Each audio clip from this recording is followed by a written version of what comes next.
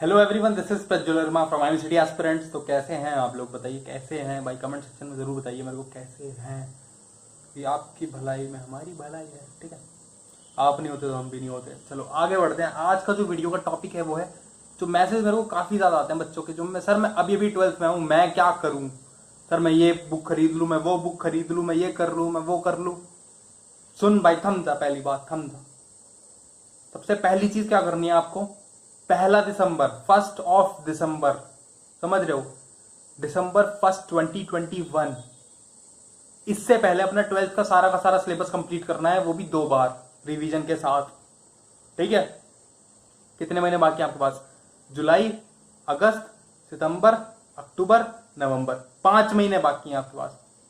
5 महीने बहुत होते हैं। घर पे हो, तुम्हारे घर पे होने की वजह से 2-3 घंटे 4 घंटे तुम्हारे दिन में एटलीस्ट बच जाते हैं। स्कूल जाते इतना टाइम वेस्ट हो जाता है।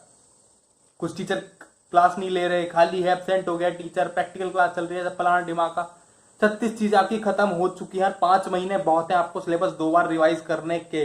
एक बार पढ़ लिया और एक बार रिविजन मार दिया, ठीक है। और बस इतना ही करना है आपको दिसंबर तक, ठीक है।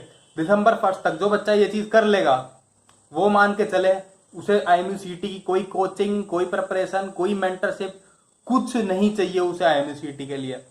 क्योंकि जब वो December 1 को अपना सिलेबस कंप्लीट कर लेगा, उसके बाद उसे डर नहीं रहेगा। रिवीजन भी मार लिया, क्योंकि उसने रिवीजन भी कर लिया उसने 5 महीने के अंदर अंदर में। और ऐसा नहीं है 5 महीने हैं तुम्हारा, कब से? अप्रैल से स्टार्ट हो गया। ऑलरेडी 2 महीने खत्म हो चुका है, 2.5 महीना इस चीज के लिए, ठीक है। तो 2.5 महीने में कुछ तो पढ़ा होगा, ऐसा तो नहीं कुछ नहीं पढ़ा है आप लोगों ने। December 1 से पहले चीजें खत्म हो जानी चाहिए आपकी, और +1 रिवीजन भी हो जाना चाहिए आपका। तभी जाके आप एक्सपेक्ट करिए IMCT और स्पॉन्सरशिप में बेधड़क आपकी प्रिपरेशन रहेगी, क्योंकि डर नहीं लगे रहेगा हमेशा। वरना डरते रहते हैं बच्चे, हमेशा मेरे को मैसेज आता है, सर मेरा ये भी नहीं तैयार है, मेरा वो भी नहीं तैयार है, मैं क्या करूँ? मैं 11th करूँ, ये मैं 12th करूँ, ये CVT की प्रिपरेशन करूँ, स्पॉन्सर की प्रिपरेशन करूँ। पहले सोचना था ना। और सबसे ज्यादा गुस्सा पता है आता है, जो बच्चा मेरे को 1 साल से फॉलो कर रहा है, एक बच्चे को बताता हूँ, वो मेरे को 1 साल से फॉलो कर रहा है, जब से वो 11th में था, 11th के एंड में। और वो 12th के एंड में अभी 3 महीने पहले बोलता है, सर मैं कैसे प्रिपेयर करूं? मैंने कहा भाई तू पागल वागल है क्या यार? तू मेरे को 1 साल से फॉलो कर रहा है, मैं 1 साल से एक ही चीज बोल रहा हूँ। जो 12th में हो, 12th का सिलेबस पूरा का पूरा कंप्लीट कर लो भाई, 3-5-6 महीने के अंदर अंदर। और उसके बाद जब वो कंप्लीट हो जाए, तो अपना 11th का फिजिक्स और मैथ्स थोड़ा थोड़ा पढ़ना चालू कर दो। जितना आपकी हैसियत में हो, उससे ज्यादा मत पढ़ो। अगर आप सिर्फ स्पॉन्सरशिप क्रैप करना चाहते हैं और DNS करना चाहते हैं, ठीक है। जो बच्चे बीटेक और BSc करना चाहते हैं ऊपर से गवर्नमेंट कॉलेज से, उनके लिए कंपलसरी है भाई, वो 11th का अच्छे से सिलेबस पढ़ ले पूरा का पूरा। दिसंबर के बाद कितना महीना बचेगा? अब बताओ कितने महीने बच जाएंगे? एक मान लेते हैं 1 जून को पेपर होता है आपका नॉर्मली, और नॉर्मली बोर्ड के एग्जाम होते हैं अगले साल। अप्रैल तक खत्म हो जाएगा सब कुछ। उस बीच थोड़ा थोड़ा करके आप इंग्लिश, एप्टीट्यूड और 12th के बोर्ड का प्रिपरेशन तीनों साथ साथ करते रहोगे। 2 महीने बचेंगे आपके पास 11th का कंप्लीट करने के लिए। 2 महीने बहुत है यार 11th का बेसिक, बिल्कुल बेसिक लेवल, NCERT लेवल करने के, ठीक है। जिस बच्चे ने पढ़ रखा 11th में ठीक ठाक से, वो कर ले जाएगा।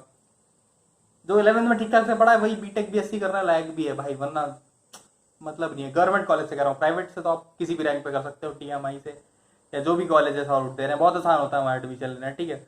मुश्किल होती है आपकी गवर्नमेंट कॉलेजेस में, वहाँ आपको एडमिशन लेना बहुत मुश्किल होगा।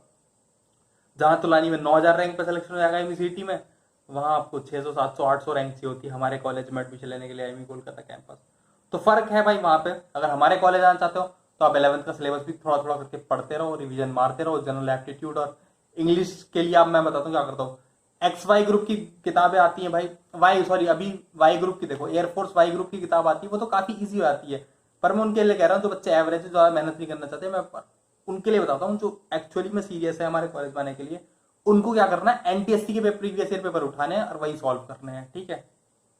इंग्लिश एप्टीट्यूड के, वहां से आपकी इंग्लिश एप्टीट्यूड बहुत मजबूत हो जाएगी। कोई रोक नहीं सकता माइकल लाल आपको, मतलब समझ रहे हो, कोई भी नहीं रोक सकता आपको। इतनी अच्छी इंग्लिश हो जाएगी और एप्टीट्यूड आपकी एग्जाम और कॉम्पिटेटिव पॉइंट ऑफ व्यू से। अगर आपने टाइम बाउंड प्रैक्टिस करना डेली 1-1.5 घंटा चालू कर दिया, और बोर्ड का सिलेबस, बोर्ड लेवल की पढ़ाई करनी है, बोर्ड लेवल से ऊपर जाना ही नहीं है।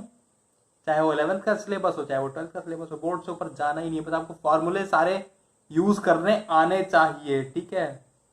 इतना ही कहूंगा अभी के लिए। देखो और स्पॉन्सरशिप, वो स्पॉन्सरशिप की प्रिपरेशन हो जाती है यार। सिलेबस कंप्लीट होता है तो इंटरव्यू की प्रिपरेशन 10-15 दिन का काम होता है, इससे ऊपर का काम ही नहीं होता वो।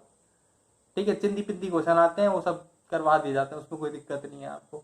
पर इंग्लिश, एप्टीट्यूड और 12th का सिलेबस अभी तो यही आपके लिए इंपॉर्टेंट है, आप यही करिए। और थोड़ा बहुत सकता है 5-10 मिनट डेली आप इंग्लिश में बोलना स्टार्ट कर दीजिए अगर आप स्पॉन्सरशिप की प्रिपरेशन कर रहे हैं तो। ठीक है, उनके लिए काफ़ी इंपॉर्टेंट होगा ये। इंग्लिश में आप मिरर पे सामने खड़े होकर अपने आप को इंट्रोड्यूस कर लीजिए, मिनिमम इतना कर सकते हैं। अपने बारे में बता दीजिए, कुछ एक क्वेश्चन प्रिपेयर कर लीजिए आप कि हाँ कि इस क्वेश्चन को मैं बोलूंगा अबाउट माई सेल्फ, या फिर why do I want to join merchant navy, this that and that all, जो भी चीज़ें हैं यार, जो भी आपको लगता है। बट अभी के लिए सिर्फ 12th का सिलेबस और फिजिक्स, 12th का सिलेबस और एप्टीट्यूड और इंग्लिश, ये सबसे इंपॉर्टेंट चीज़ है। 1 जून से पहले आपका किसी भी हालत में किसी भी हालत में आपका 12th का सिलेबस कंप्लीट हो जाना चाहिए विद 1 रिवीजन। ओके, एक बार सिलेबस कंप्लीट हो गया, एक बार एक रिवीजन भी मार दिया आपने उस चीज़ का, तभी आप एक्सपेक्ट कर सकते हैं आप अच्छा स्कोर कर रहे होंगे एमसीटी में। तो आप बेधड़क रहेंगे, स्कोर तो काफ़ी बच्चे कर लेते हैं, पर ये वो बच्चे हैं जो जिन्हें टेंशन नहीं होगी, इतनी सी भी टेंशन नहीं होगी किसी मामले में। होगी टेंशन, थोड़ा बहुत पेपर है, टेंशन तो होती है, पर बाकी बच्चे जो डरे डरे रहते हैं ना बिल्कुल, कहाँ पे होगा नहीं होगा, इनको डर नहीं लगेगा कि होगा कि नहीं होगा। ठीक है, सो आई होप समझ आ गया होगा, बुद्धि खुल गई होगी, नहीं खुली तो मैं कुछ अब कर नहीं सकता सारा। Thank you very much for watching, I am aspirant signing off.